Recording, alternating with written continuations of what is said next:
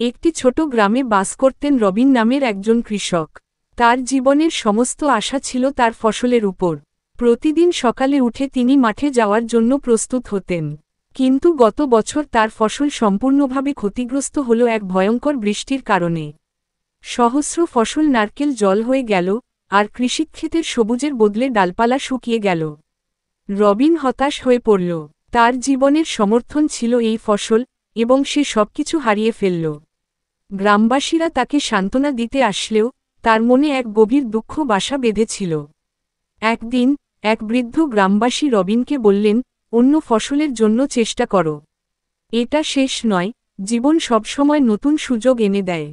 রবিনের মনে আশা ফিরে এল।